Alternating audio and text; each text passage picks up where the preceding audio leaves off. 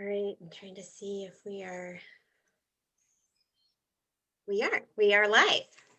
Welcome everyone. Sorry we ran a few minutes late today. We each had our own little debacles to deal with and but here we are. So thank you for joining us for the InnerStrength Empowerment Hour, episode 21. And these are my success coaches, Joanne and LT. And we are so happy to be talking to you about this topic today.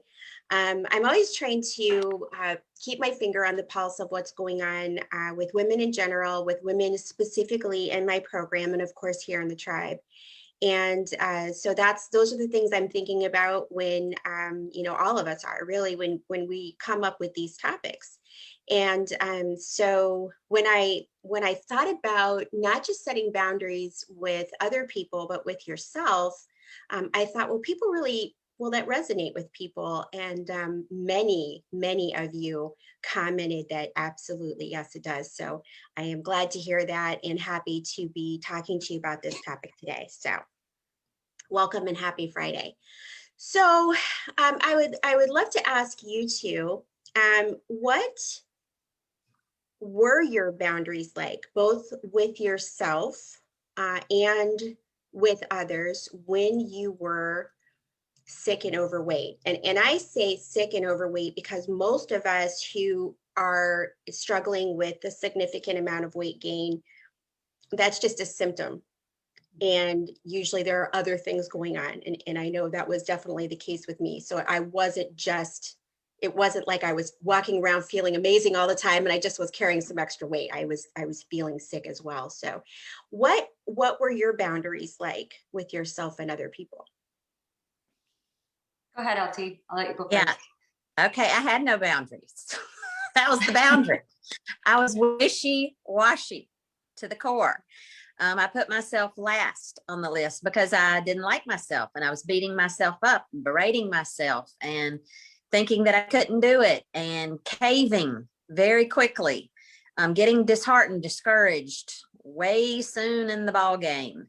And I tried to please other people and make other people happy and do for other people and make sure that they had what they needed with the children, my husband, immediate family. But I did not really put myself on the list at all as far as self-care and what I did. Now, I did things and I was a volunteer extraordinaire, but that was for other people. Right. It was not for myself. Did you ever equate that to the struggles that you were having with your weight and your health? Did you make a connection there at all? I knew that there was some connection there because I just felt so bad and I had low energy and I knew that I just had a pull towards these foods. But what I have come to realize in this program is that I severely, and when I say severely, that's what I mean, severely underestimated how addicted I was to these foods. On some level, I think that I did know it, but not to the level that it was, and not what I'm honest about and being authentic about now, because I was totally addicted. And now that I have broken hold of that, I see things so much differently. Very clear now. Well, all right. What about you, Joanne? Yeah, well, everybody knows I had no boundaries. So I didn't even know what boundaries were or the definition of boundaries. So yeah, I did the same thing though as LT. I think I had a vision of what I thought it was supposed to, life was supposed to look like. And I really ran myself into the ground, making it look like that, but at the expense of giving away all my time or putting everybody else first or anticipating other people's needs. I've realized in this program that is something that I do to the core, is anticipate other people's needs. And so I've actually been doing kind of a deep dive on that on my own and like why I do that. And it does stem from growing up in domestic violence and being aware of what the temperature of the room is at all times. So for me, I used to look at that as like my superpower. Oh, I've got everything for everybody. It's all under control. And it's not a superpower. It was driving me into the ground because I spent all of my energy doing that and not taking my own temperature. Mm-hmm. Yeah, I was, you know, at my sickest and heaviest, I had a toddler and two teenagers, which was ridiculous. And, you know, my husband was working about an hour and a half away and he was commuting every day. And so he was just never home. And so I was in charge of so much and taking on extra stuff. I was very involved in inner city youth missions. I was, I was just always taking on projects, and then I would beat myself up because I couldn't stick to any kind of diet. Mm-mm. But I never connected those two things. I never thought, wow, are these things related? I just spent my time beating myself up every night before I would go to bed. I'd be like, tomorrow's going to be different. That's it. This is it. And then every day I'd wake up and it'd be the first thing on my mind is, what am I going to eat? And it was just this endless cycle that seemed to go on for years. Gina says, I can relate to both of you. I always put everyone first and was always trying to make sure everyone was happy. Now I'm taking care of myself first. It's called self-care and it's really working for me. Also, thanks to the Friday Lives with all of you. You've inspired me so much. I'm happy to hear that. Thank you. And that's what our goal is. Our goal is just to have real conversations, which I think that's lacking when it comes to weight loss and health and emotional health. We don't have enough real conversations. So did you make, rules or boundaries or promises to yourself around food? And if so, were you able to keep any of them? And if not, why not? Yeah, I made a promise almost daily, certainly weekly, for 30 years, up and down, up and down. And it was going to be different. And this next program was going to be different. And I was going to try harder and I was going to do harder. And, my temperature normally changed after about 6 months, because if I didn't see that something was working, I was on to the next. And so, but the problem with that was that the next time I was a little bit heavier when I was starting something. So I just kept going up and up and up. And I didn't really do the self-care, like from that aspect of doing what I needed to take care of myself. Because if I had built up, like I'm doing now, if I had built up my self-care cushion, I would have been able to handle things a little bit better that came my way, because I was not able to handle things that came my way.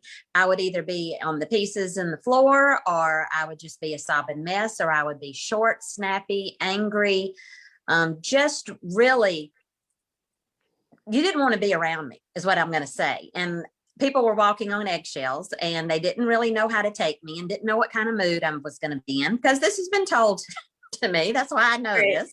You're not guessing. So People told you. Yeah. This. So now that I am calm and centered and focused and have a clear direction of where I'm going, my patience is a lot better. I handle things a lot better. For instance, just this morning, my 18-year-old daughter, who is a senior in college, sent me a slew of texts. They kept coming and coming and coming. And before that would have unraveled me and I would have bent over backwards to help her with something, she's not in any danger. There's not in any problem. It's something she can figure out. And so finally, after the 15th text, I said, I'm done texting with you.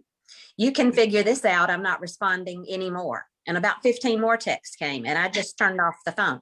And she's got to learn this on her own. And I'm able to walk away and do this and just say, you need to learn a life lesson and you're just going to have to buck it up, buttercup. Okay. But before, I'm telling you, I would have been turning my head around and spinning to make it work for her. Right. She can fight her own little battles now at this point, is the way I'm looking at it. That just happened like an hour ago. So I'm just saying, things like this happen on the daily. It's how we choose to deal with them. That's right. Yeah. I think when you can't trust yourself, then it becomes all about controlling everyone else and their circumstances. Mhm. And because you're just looking for something to control and you feel like you can't control yourself, you're out of control. And so every little thing you're trying to grab a hold of that instead, and a lot of times for us as moms, it has to do with our kids, has to do with our husbands. You know, we're just always trying to make everything better because we can't fix ourselves. That's what And it was. it's Yeah. you know, yeah, I don't think our kids enjoy that at all. That's a whole lot of helicopter parenting that, you know, I remember my son, you know, said to me once, he's like, you know, you don't want to know how I'm doing. You just want me to be doing fine. Mm-hmm. Because I was not fine. And so I needed everybody else to be fine. Yes. That's and exactly the way it was. I needed normalcy with other people. I needed calm with other people because inside was churning and raging. Yeah. Yep. So I needed that. I need surface calm to make this seem halfway okay. That's Right. exactly what it was. Right. You're always thinking that if your circumstances were better, if Yeah. everything else was good, then you would be able to control this. Yeah. Correct. What do you have to say about this, Joanne? That you just described my whole entire life up until 2 years ago. Like, I was thinking about it, and you know, like that is such a true statement of like we try to make everything else, we try to have control of everything else, and that is completely exhausting. And I feel like that leads to why we're in the boat we're in, is because we try to control every single stupid thing around us because we don't have control of ourselves. But I think for me, I didn't know I didn't have control of myself. I thought it was like, I'm making rules for me, I'm making rules for everybody else. And I think I had such a high standard for what those rules were. I was never going to meet those rules for myself, even those standards. And I feel like that just puts a lot of pressure on everybody else. And it makes you think everybody else is responsible for your happiness. And that was where I failed time and time and time again, is I thought, well, if I'm setting everybody to these high standards and I'm meeting everybody's needs and anticipating everybody's needs, why aren't they doing that back to me? Like, why isn't everybody coming along to make my dinner? Why isn't everybody making sure I have clothes to wear to my job interview tomorrow? Why isn't everybody, you know, packing the car full of snacks for our road trip? Why am I the one doing that? So I got really super resentful. Like, why is nobody else doing this for me? Girl, save yourself. Save yourself, because nobody's coming. Nobody's coming to save you. Well, and now it looks like such a hard thing to do at the time, because you're like, well, if I work on myself, what are all these other people going to do? They're all going to fall off. Right. It's so different. Like, once you start trying to fix yourself, everybody else just falls in line. It's fine. Right. And then you feel like really actually in control, because you're in control of yourself. And it's such a game changer. And it's not as hard as you think. Like, I thought it was going to be the end of the world, and it's totally the opposite. You know, not that I'm like a huge fan of Dr. Phil, but something that he said always sticks with me, which is that you teach people how to treat you. So we think that when we're doing everything for everyone else and ignoring ourselves, really what we need, and not really attending to ourselves, we think we're teaching other people that, oh, I do for you, and then you should come back and do for me. But no, all you're doing is teaching people that you are last on the list. That's it. That's what they learn. Yep. And then it just allows people to take advantage of you. And it's, you know, and sometimes, you know, people are jerks, but other times it's just because you've set up the dynamic that's just the way this works. Yep. And yeah, so you don't realize it, and you just walk around really resentful. Yeah. Angry all the time. Angry. Bitter. Yes. Like people. And that's why you can display such anger so quickly. It is total displaced anger over nothing. Right. Yeah. And like you said, then it's people walking on eggshells. Yeah. And then of course, then it leads to you going, you know, people are upset with your behavior, and then you're like, me, I'm the one doing everything. What are you talking about? Correct. Tina says, I've taught so many people in my life to put me second or last. Yeah. That's what we're doing. And Mhm. yeah, and we also inflate our importance, that other people cannot make it unless we have arranged every little circumstance. Right. And I think that's so true for our kids, and it's not, it can be to their detriment. It is Mhm. to their detriment, especially when they're at this older age and about to be out on their own. They really need to be honing in on this right now. Right. Right. They need to tap into their own inner strength. And if Sure they do. we're always running to the rescue, that's it's doing them a disservice. Right. It's hard to see that when you have your whole existence wrapped up in other people because you can't control yourself. Mm-hmm. Mhm. So this is then the hard part. What did it feel like to be letting yourself down all the time? How did that show up in your life? What did it feel like? How did it show up in your life, on a daily basis, and also just in your relationships? Yeah, there was a lot of sadness. There was a lot of isolation. Um, just I can remember times of just not wanting to be around people. And that's really not the core of who I am. But I just sometimes you just can't muster enough to put on the brave face. And it's just easier to be at home alone. And, I was a stay-at-home mom, so I could do that. I didn't have to have a job. And I know some people do not have that choice. And I'm compassionate for that they don't have a choice. But I did have a choice. And so I did stay at home more than I wanted to at that particular time. There's sometimes it can go from sadness to anger in 2 seconds. And that's what I really didn't like about things, is that I just totally felt that I was like this, up and down, up and down. I wanted to be so even keeled. I craved being even keeled, Mhm. but circumstances could put me high and low in a 30-minute time span. Right. Mhm. And that's really no way to live, to be up and down. And it's kind of like you're just waiting on something to happen and you're just doing a knee jerk. Oh, I'm Mhm. just going to react this way. You're Now very I'm driving my own thoughts, my own pattern, my own behavior. And like I say, things are still happening. Things can still go wrong. It's not that at all. It's this, I am better equipped to handle them. And I brush them off much, much quicker than I did before. Buddy, I could hang on to some resentment. I could hold a grudge, is what I'm saying. I think it's really, we talk about this in the program a lot, which is being the engine of your life instead of the caboose. And you spend years, even though you're doing all of these things and you feel very much like a ringleader because you have your hands in all these different things, you still feel completely at the mercy of circumstances. Mhm. Absolutely. You're not driving the train. You're just being whipped around as Mm-hmm. the caboose, depending on what's going on. And it makes you feel just overwhelmed. I think Mm-hmm. I talked to women who are like, well, I would love to work with you, and but I got to get my mind right first, and I got to Mm-hmm. get my, there's so many things I need to get done around here. I remember talking to one woman who was like, she gave me a list. She's like, there's been this tree that really needs to be cut down in my yard, and I need to get that taken care of first.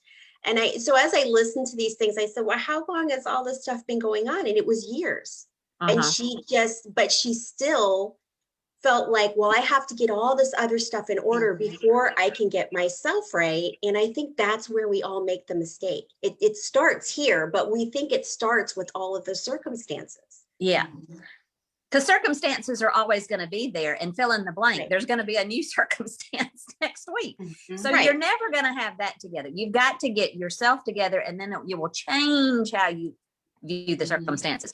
Because listen, my life is exponentially better on all levels. Nothing around me has changed. I've changed. That's Right. the difference. Right. Yeah. Mhm. What about you, Joanne? Yeah, I think mine equated to just that feeling of being stuck. And when I was so overwhelmed because I was putting everything in everybody else's hands and not taking any actual control of myself, I felt stuck. And I felt so overwhelmed and so sick because of my fatigue and my leaky gut or whatever else was going on. I had a whole bunch of autoimmune issues going on that were leaving me feeling sick and awful. And so I couldn't figure out how to get unstuck, you know, because my health was so poor, and I thought my situation was so poor. But like LT said, nothing around me has changed. It's the same people are around me. Like I like abandon everybody and leave and get a new life. It's the same people, it's the same situation, it's the same life coming at you. But I don't feel stuck anymore, and I don't feel overwhelmed anymore, and I don't feel angry or resentful, because I feel like, you know, like we have a lot of things that we used to do like that. Like, I need to get the tree cut down. I need to do this before I can put these. Now I'm like calling the guy up. I'm like, come cut down this tree, or come build me a deck, or, you know, like whatever it is. I don't feel like I don't have choices anymore. I feel like I can make decisions because I have more self-confidence, and I don't have the clouded thinking that I used to have, walking around like a zombie. Yeah. With all those chemicals running through your bloodstream. Like, I feel like you don't even have critical thinking skills at that point. You're just running, like you said, LT, knee jerk. You're just running on emotions, and you don't have any critical thinking skills because they're clouded. Yeah, I think, you know, you mentioned Joanne, and maybe that was last week, I'm trying to remember, but you were talking about how you didn't even feel well enough, like you just were exhausted, you didn't want to go down to the basement, so you would see if your kids would go down there to like get a load of clothes out of the laundry or something. And you know, when you're feeling like that, and then somebody comes along and says, hey, let's change your life, you're like, I'm too tired. You know, it's just, you're too tired. You are too overwhelmed to get out of overwhelm. Yeah. I mean, and in as much as we think that starts with you getting your mind right, it actually starts with your body, just so you can get out of that brain fog, out of that exhaustion, out of that space, you know, where you're just, you know, sort of buried under these physical symptoms and weight. When you really, I talk about the state of being triad and the basis of that. So it's a triangle, and the basis of that is your physiology. And when you are feeling that way all the time, it is so, you can't, that's obviously going to color everything that you focus on. Everything is going to be viewed from a sense of overwhelm, and I feel like crap. Yeah. And so it, you know, it does feel like it's, you know, kind of all too much. And that keeps people stuck for a very long time, for many years. And I didn't even want to go to the doctor after a certain point, when I got so sick and feeling so awful, like, you know, to go to the gynecologist, or to go to get a mammogram, or to go, like, I just didn't want to go, because I thought, ugh, making an appointment is so exhausting. And then driving there is so exhausting. Like, I was so exhausted that I couldn't even go to well visits. Like, that's so ridiculous. Well, and also I think I've talked to women who were like, I don't want to go because I'm tired of hearing bad news. Or scared. I was scared I was going to be like hearing like the worst thing ever, and I didn't want to hear that. And being reprimanded, you know, being looked at like, lady, we're going to pull it together here, you know, and or some form of saying something like that. And I can remember being in doctor's offices and having that little look and looking at the clipboard and looking up at me. And one doctor in particular, I just burst into tears, and he didn't even know. And I said, I don't know what's wrong, but so I just can't, I can't do it. I can't get it together. I want certain things and I can't do it. And I know he just was looking at me like, oh my gosh, I didn't come into work expecting this today. But you know, that's how sad I was. That's how upset I was. That's the length that I had let myself go. And it's because I had done 30 years worth of up and down and up and down. My spirit was broken at that point. I did not even feel like I could pray my way out of it. You know, I mean, I just felt like I am so stuck. I feel like it's right there and I cannot get it. I can't get it.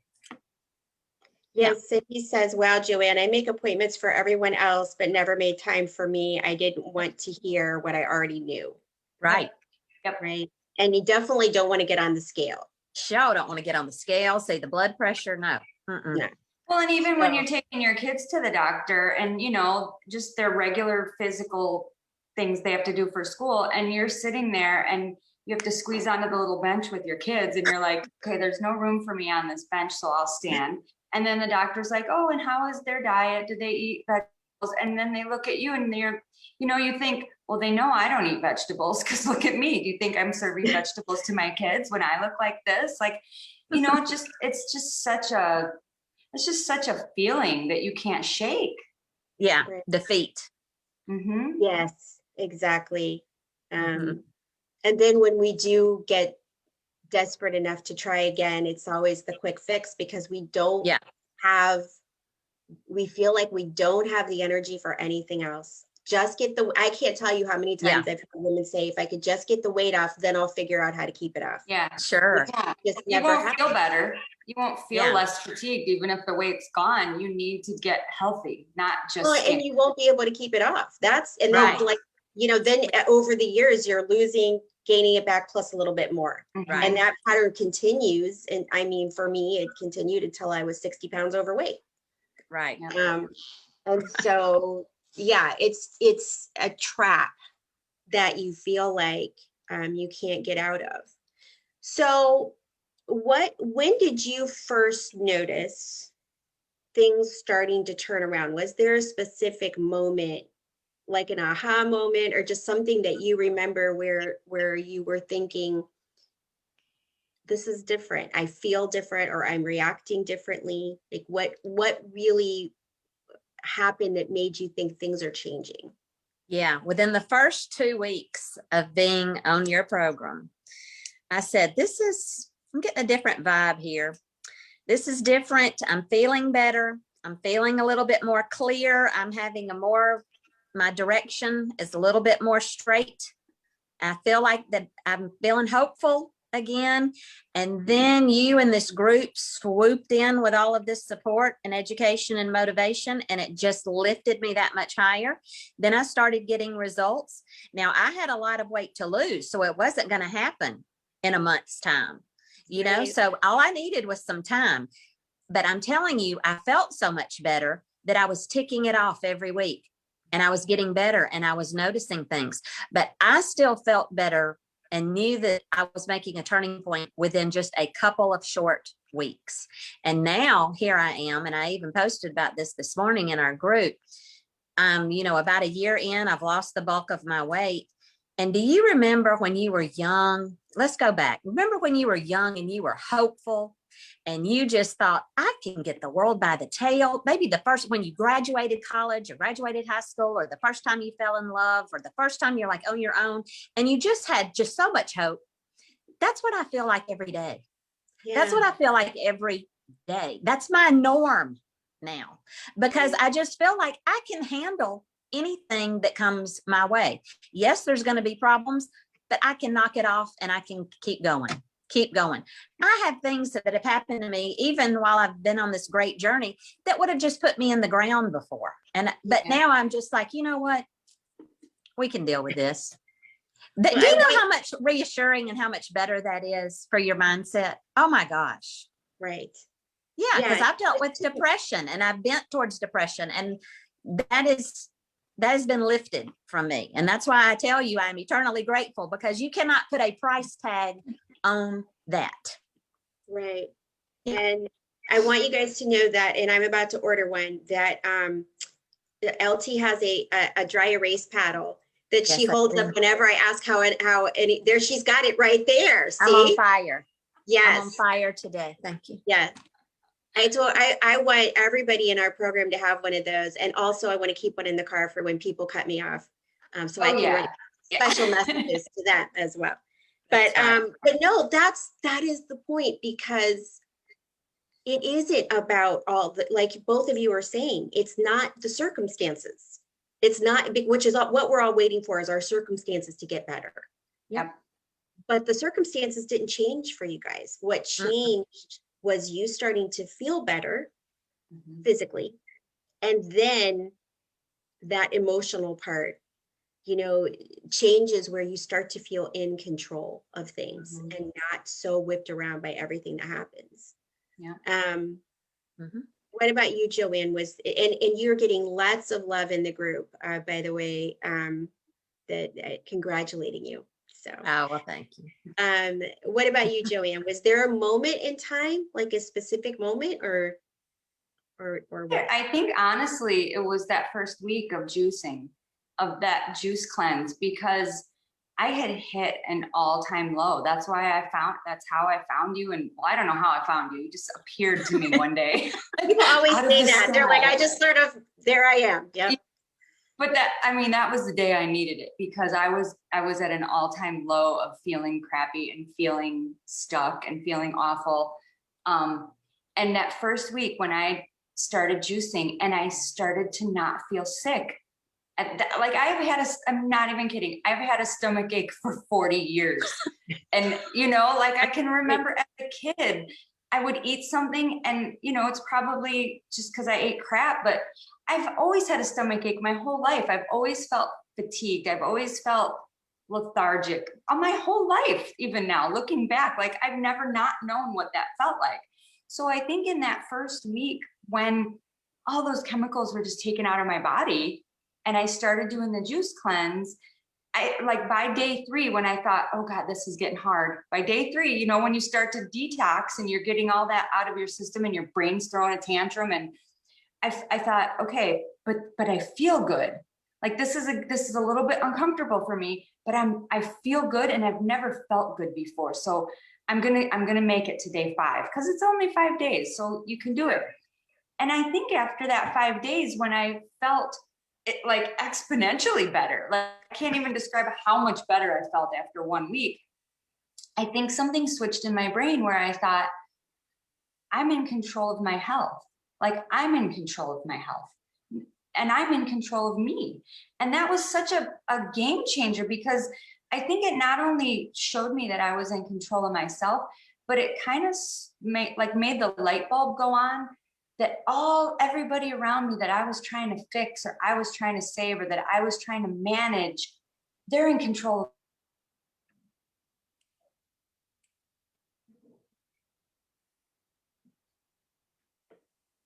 Right, or get them to do whatever. They're not going to listen to me. They need to do that because that's in their control. Just like I was the only one that was going to control myself. And so I think not only physically did I feel like a new person, I think mentally it flipped a switch for me that said, stop controlling everybody else and control yourself, because that's their journey, just like this is your own journey.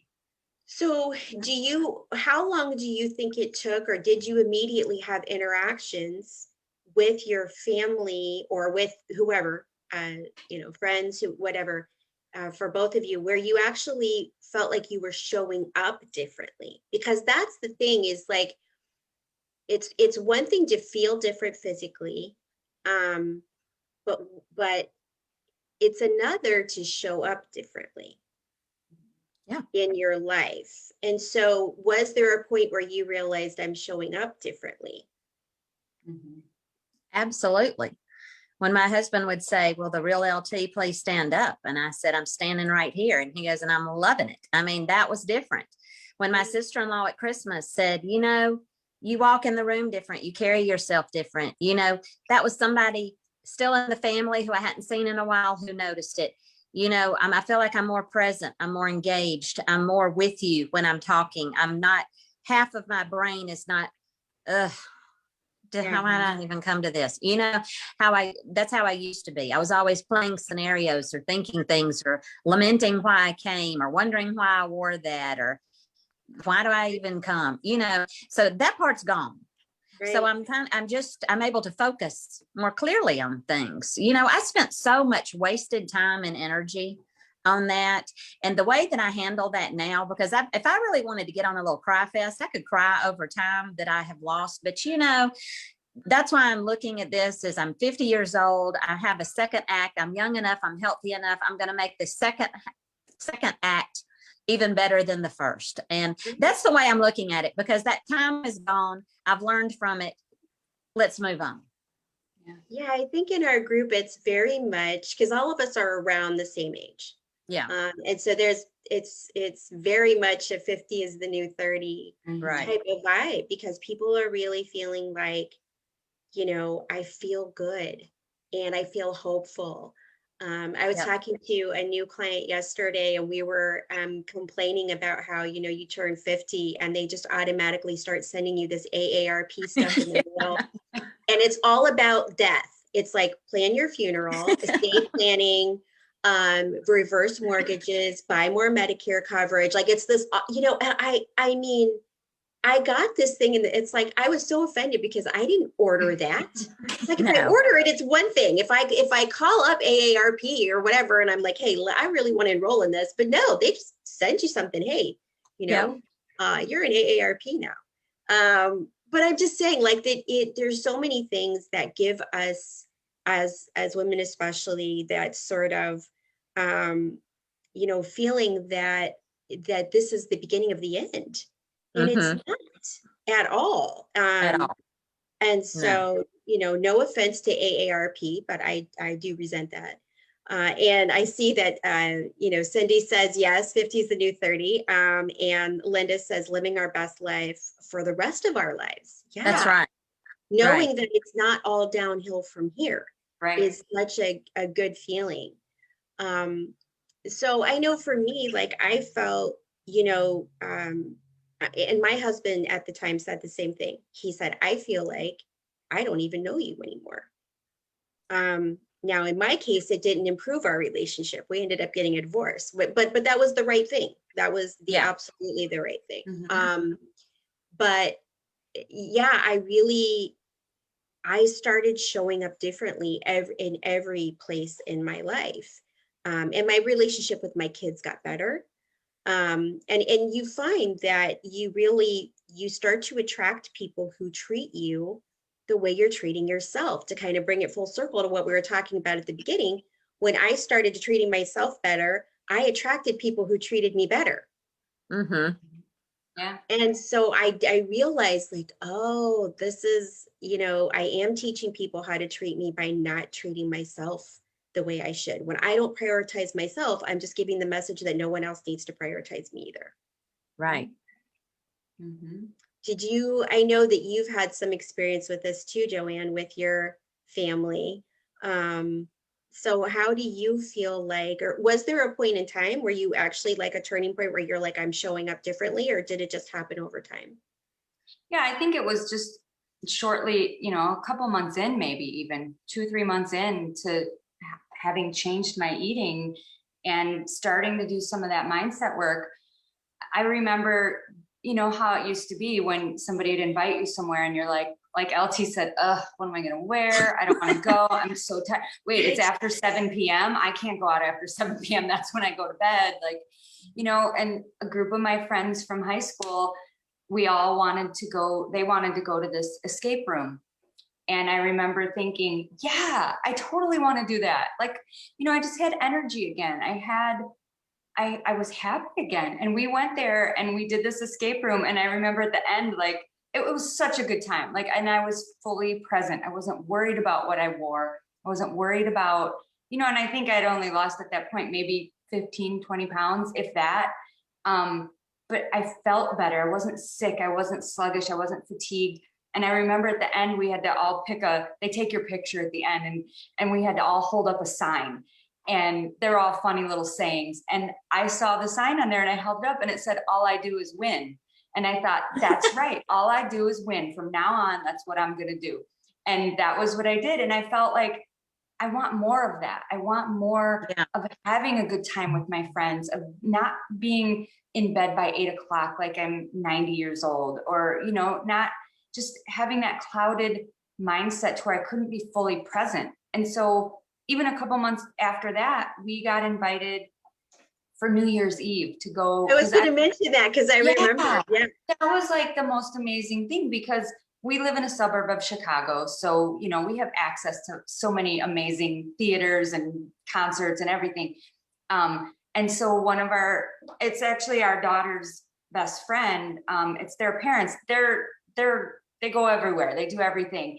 And so they're like, let's all go downtown and go to Phantom of the Opera and make a night of it and spend the night in Chicago. And the old me would have been like, are you kidding me? Like, I don't watch the ball drop at midnight on New Year's Eve. Like, I'm in bed. Like, we had the most amazing time. I didn't feel tired. I didn't feel fatigued. I didn't feel like, ugh, what am I wearing? I feel uncomfortable tugging at my clothes. I mean, it was like the best night of my life. And even the next day we were still with them, went out to lunch. It was like, I didn't want it to end. And so just having that feeling back of just being fully present and having fun again and enjoying life, because there's so much life out there. And when you feel sick and you feel tired, you just don't want any of it. Well, because you can't really. Yeah, because what we were doing before is existing. And what we're telling you now is that we're not just living, we're thriving.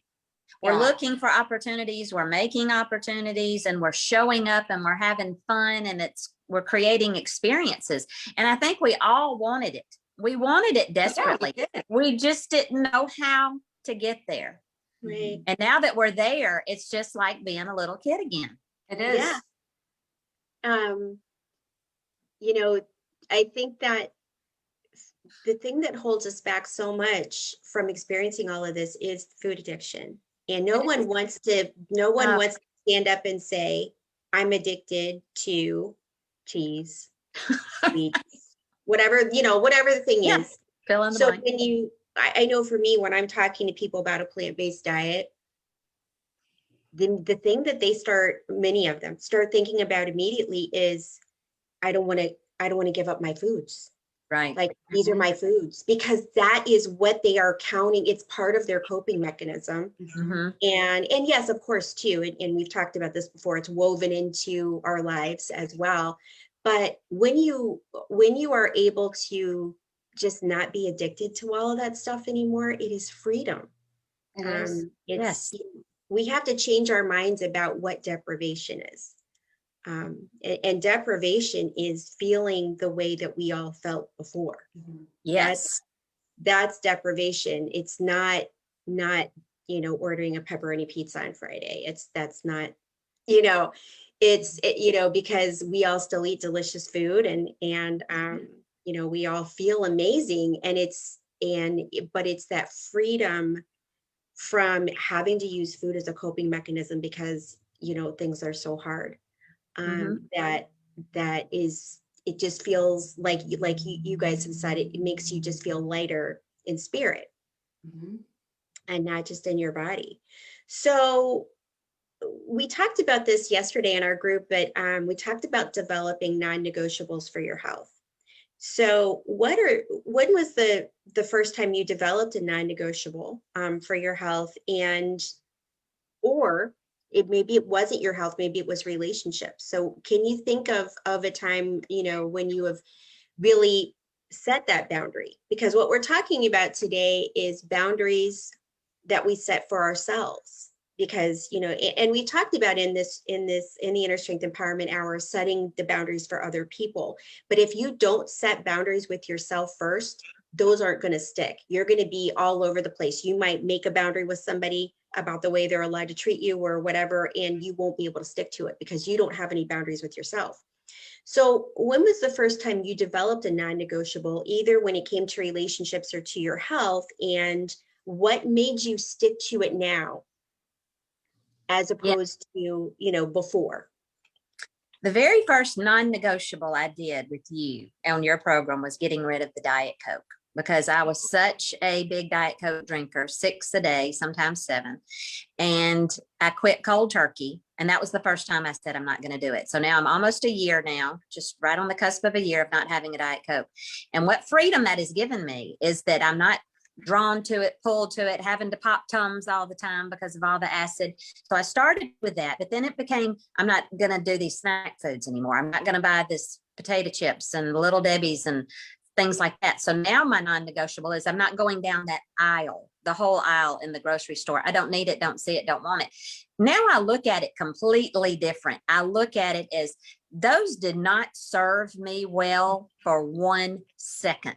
They contributed to everything that I had, that all my problems compounded because I was truly addicted to going to drive-throughs and eating the snack foods. And that's what I would do. I would snack my way out of a good lunch or a good dinner. And there wasn't one checkout aisle that I would go to that I wasn't buying a Diet Coke and a piece of candy, because they're right there. So They're now right that's a non-negotiable for me now. I don't, just like I'm gonna brush my teeth every day. I'm gonna go to bed every day. I'm gonna wash my hair. Okay, I'm not going to buy a Diet Coke, and I'm not going to buy candy, and I'm not going to buy a vat load of cereal and a thing of Little Debbie's. It's in that category now, and I see it so clearly. And when you really can look at it that way, you don't miss it.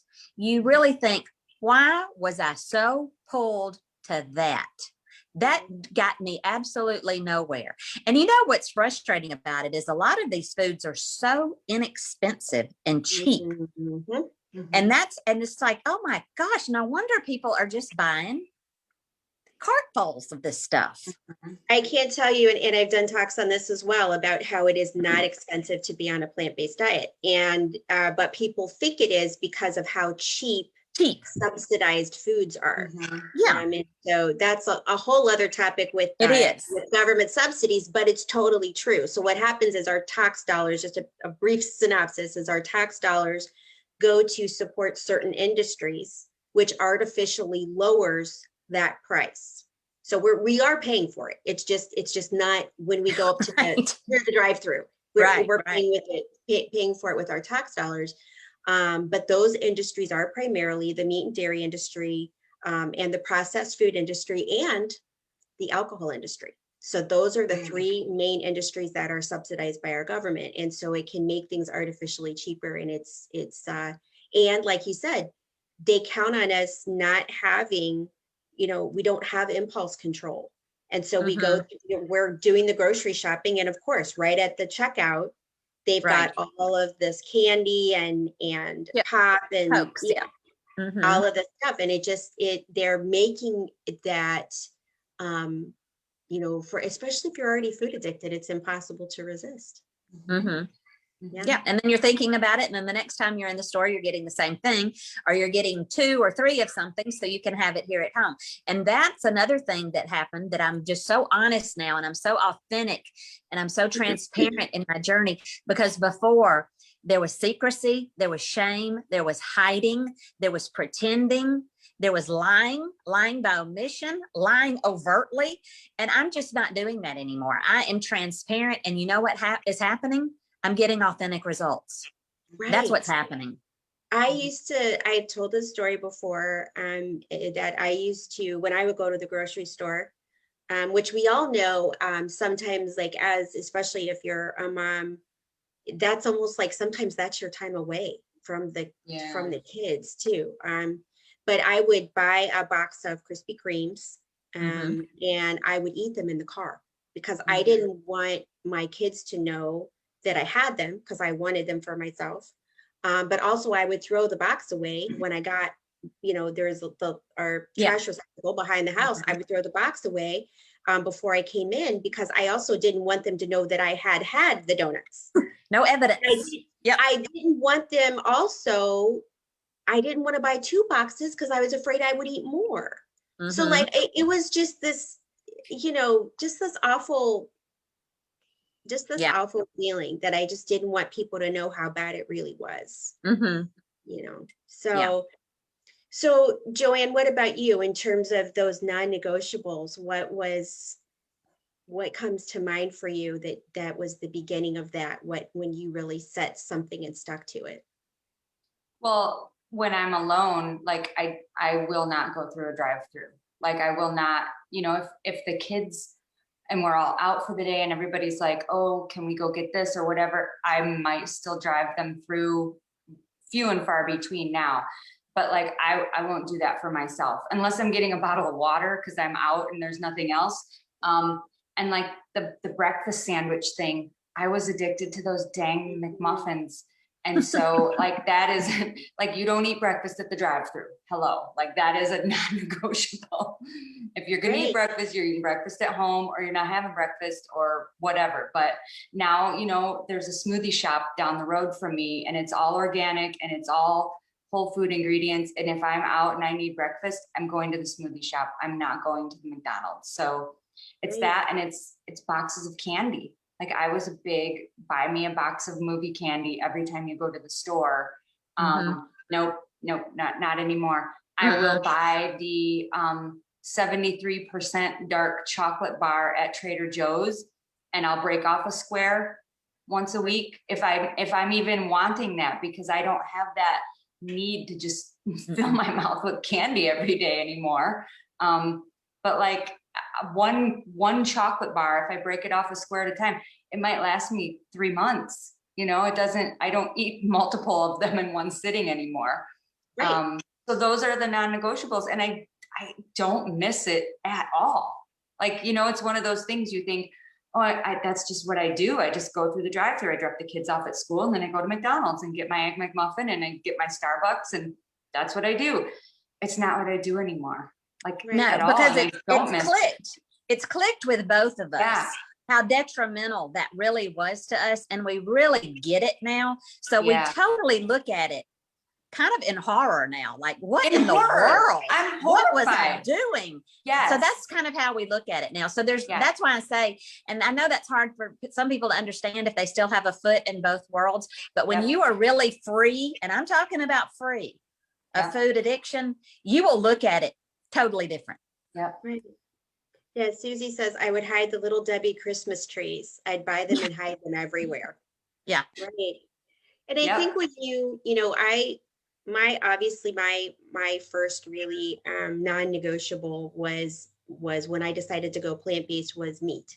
Because the first thing I did was I stopped eating. I didn't really know what I was doing. I made this decision based on some things that I had read and wanting to change my life and get healthy. But I didn't really know what I was doing yet way back then. So the first thing I did though was give up meat, and that was just a non-negotiable for me. And I think the people in my life were surprised that I didn't go back on that because I had gone back on everything else I had done. But I think the key here is when you start setting boundaries with yourself, and that was a boundary I set with myself, and I'm like, this is it. I'm not ever eating meat again. Yeah. And it felt so good. It felt like this is mine. Yeah. This is me taking care of me. And I felt strong. I felt proud of myself for being able to make that type of decision and stick to it.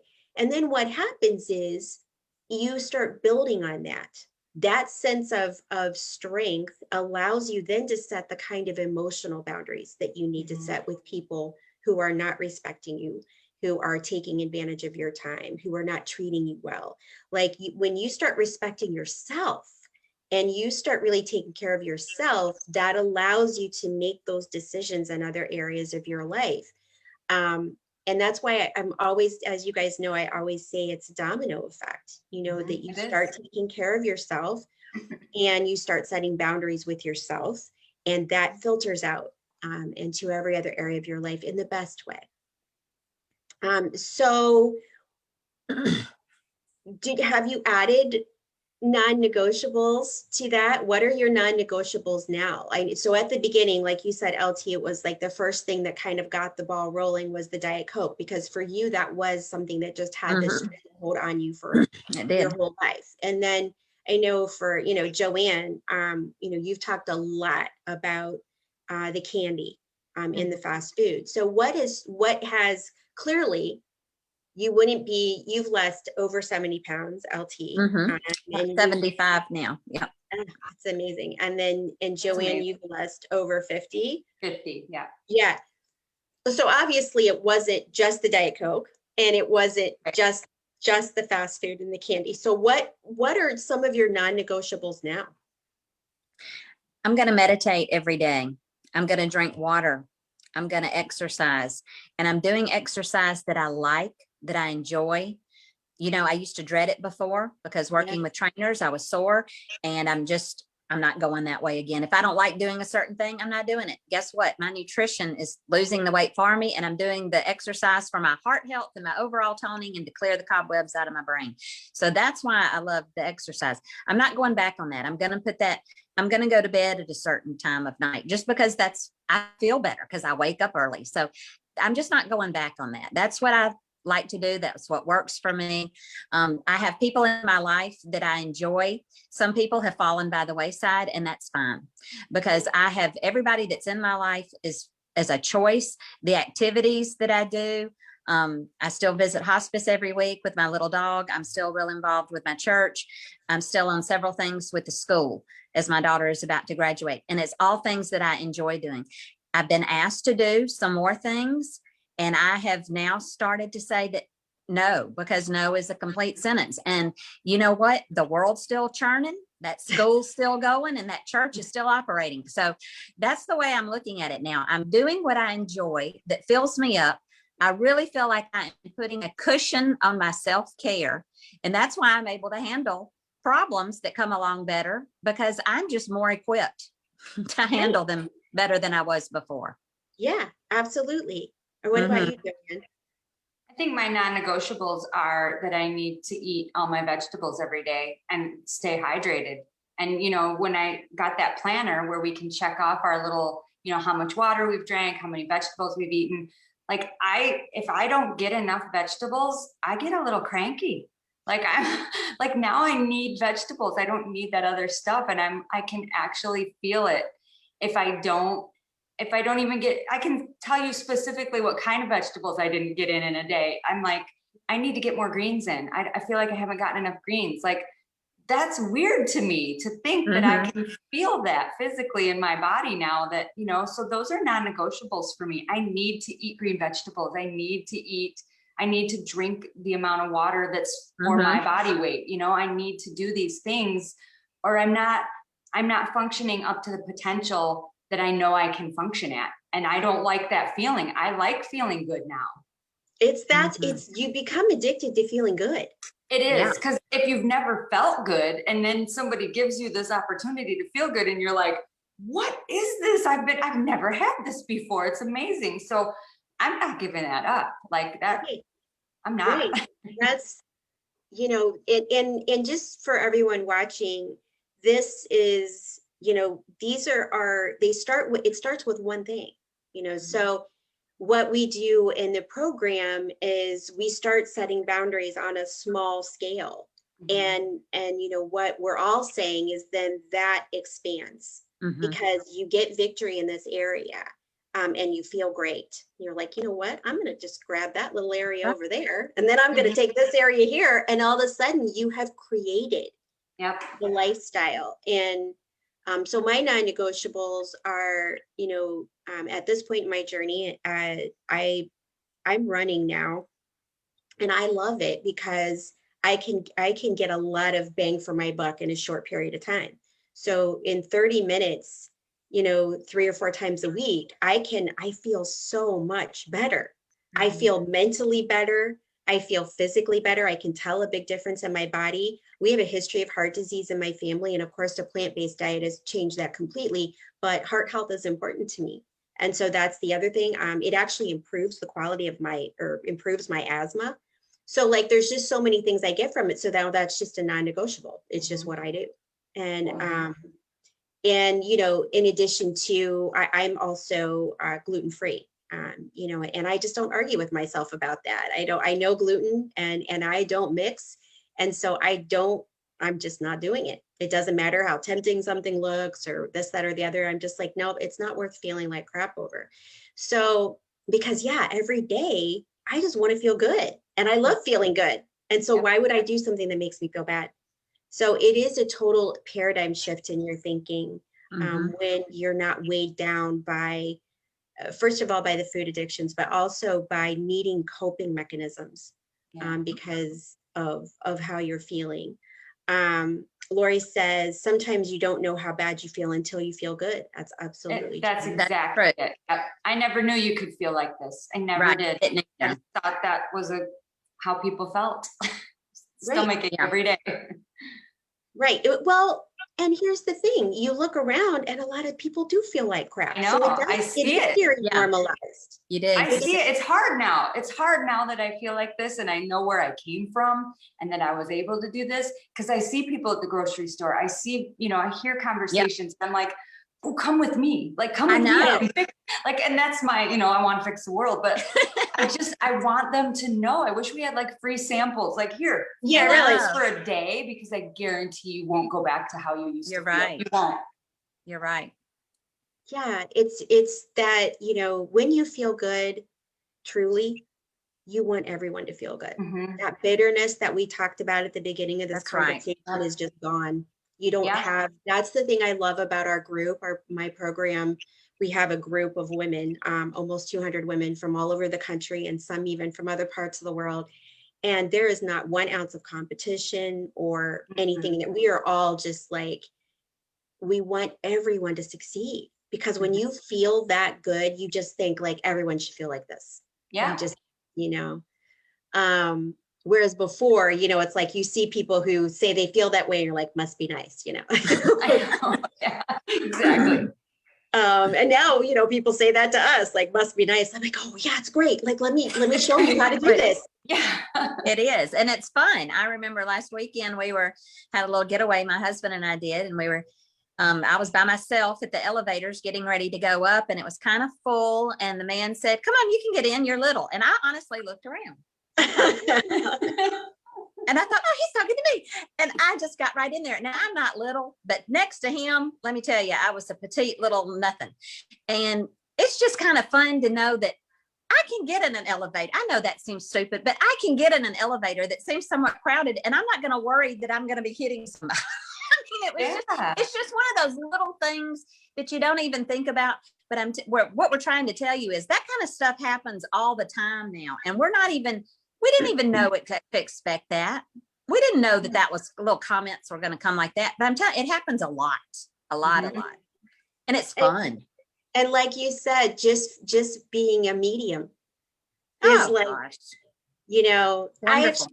even after I lost all my weight, I told you guys that I spent years, I would find myself in the plus section because I just, in my mind, it was hard to just see my body the way that it was. I would see things on the rack, and before I would realize that I'd be looking at things in the plus section because I would look at that and think, oh, that would look good on me. When this is a, an XL and I'm a small. So it does take a long time to get your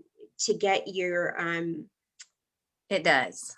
It's something about the way you view yourself. It is. And that's why when you have success like all of us have had, I'm telling you, I really don't think it's ever going to get old because I was just in the pits for that many years on things. I can tell you already it doesn't get old, LT. I'm year 16 and every day I'm like, yes. I know. It's not even, I would say good. I would go way beyond that. It's delightful. It is like, So I love it. And I'm going to embrace that feeling every day. And may I never forget. And that's why I like to say ever forward. I mean, come on, let's pick it up and go. That was then, this is now. Let's go. Rally. Yeah. And that's what we talk about, the mindset work that I do in the program with everybody is exactly that. It's not, obviously, it's not therapy because there's a place for that where you're really doing a deep dive into things that happened in the past and figuring things out. And I had therapy. But what I realized at some point was, but I want to move forward now. What I need to know is not, I'm done trying to figure out what happened back then. What I need to know is how do I move forward from here? That's what the mindset work is about. It's about clearing those blocks that keep us in that self-sabotage mode and keep us stuck. And so that I think is, revolutionary for all of us is just getting out of our own way, which is specifically what we work on in the program with the mindset. And also just to say about the cleanse that you mentioned, Joanne, we never fast. This is something specific that I do in my program that is a combination of I have recipes for these fresh juices and plenty of food. It's Plenty. fresh food as well, so it's not fasting. So Right. I It's know more when food than I could actually eat in the beginning. It was Yes. more than I could even eat. Yeah. So You're not going to be hungry. No. no. this is something specific to my program because there's lots of cleanses out there. Yeah. Right. And lots of chemical cleanses. There's lots of supplement cleanses and things like that, which we don't do any of that in the program. So I just wanted to mention that because it's something specific that I have been doing with women for years, which has been incredibly effective. So, so how now, just to bring this all full circle, do you feel like setting boundaries with yourself has improved not only your quality of life, but how you relate to other people? Top to bottom, A to Z, everything's better because I'm showing up for myself. I know what I want. I know what serves me well. I'm very clear on what did not serve me well and the state of mind that it kept me in and the state of being it kept me in. And I have totally flipped the page on that. And not only have I done it with myself, but I've done it with others around me. I have created a life that I'm excited about living. That's what I've done. Yeah. And I did it in less than a year. Right. Right. We think that it seems so overwhelming when you think about it, but then you just, it's just, I tell people all the time, it's like the yellow brick road. You're putting one foot in front of the other and pretty soon you're at the Emerald City. So, so yeah, it really is. It's one step at a time. And especially when you have all the support that you need to do it and you have direction on exactly how to do it, that's what really helps and gets you out of that feeling of overwhelm so quickly at the beginning. Very much so. What about you, Joanne? Well, I would say just being aware that boundaries with yourself is a thing is the first start, is the first step you take, is because I feel like we spend so much time putting boundaries and limits on everybody around us because we're not happy. We're like, nope, you just stay in this box, you stay in this box. And when those people start to come out of those boxes at you, you're like, nope, get back in your box and don't do what I don't like. But instead, when you set the boundaries with yourself, everything's going to still come at you, but you're like, this is my boundary. Now you can't come in here. Like you can do whatever you want outside of your box, but you're not coming inside of my boundary. And whatever that looks like, like in Glennon Doyle's book, Untamed, she talks about her island. Like, this is my island. This is what it looks like. This is how things work around here. You can come to my island, but you're going to have to work under my umbrella. And that's such a freeing feeling, knowing that I'm in control of my boundaries. And if something's not working for me, I can tweak that at any time and create the way I want it to look. And I don't have to be resentful because somebody's not in their own boundary that I set for them. I set my boundaries and I'm the one in control of that. So if it doesn't work, I can switch that. Right. Yeah, it's really, it is so freeing to just be able to trust yourself. That was where I think every day, like I said, like going to bed every night, going, okay, tomorrow's going to be better. And then waking up and very, very shortly realizing like today's not going to be better, and just that constant feeling that I was letting myself down. When actually all of those diets that were out there were never designed to work in the first place. That's what you realize when you adopt a plant-based diet, is like you get out of the matrix. Yeah. Yeah. That's what it feels like. It does. It's just like, oh, I totally see why that never worked before. I did a post on that today about Weight Watchers. I've done it about other things where there's reasons why these things they've never been clinically proven to work. And they don't work, but we don't know what else to do. And so we just keep doing the same types of diets, fad diets, whatever, based on the same principles. And we keep failing and we blame ourselves. And then we feel like, well, now I can't trust myself. And our self-esteem gets lower and lower, and we get more and more resentful, and we are trying to control everything around us. So it's no wonder that things end up this way. But when you are doing it right, you cannot beat it with a stick. The way that you No. feel is so, it is just like a weight has been lifted off of you, Yes. not just physically, but emotionally. Oh, And so, we just encourage everyone to join us. Like I said, we, in our group, we're just so excited to see everyone's progress. And we do non-scale victories on Friday, which I always say is my favorite day of the week, because people talk about how their lives are changing because of this, not just losing the weight, which is significant. Of course, we all want to lose the weight. And if I asked everyone out there, what's your biggest, issue right now, they would be like, oh, I need to lose, 40 pounds or whatever the thing might be. But really, that's once we start working on these other things, that's a symptom that gets resolved. Yep. And your whole life is better. It's not just losing the weight. That's why it's not a yo-yo diet anymore.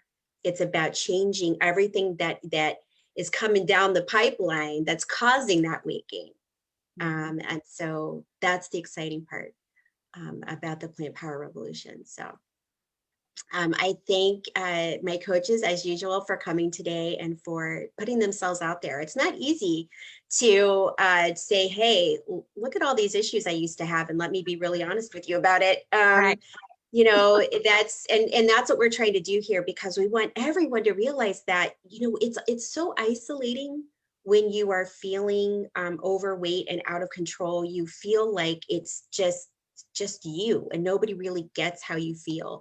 And so I think, for all three of us, it's just really important for us that you all understand that we get it, and that we have been there, and that there is hope, and not just hope, but excitement for Mhm. a new way of living. So if you're interested in the Plant Power Revolution, feel free to contact any one of us. We're happy to talk to you about it. And I don't know about where you are, but the sun is out here in Ohio, and I will take it. So I hope all of you have an amazing weekend, and we will see you again next week. All right. Okay. Bye. Bye.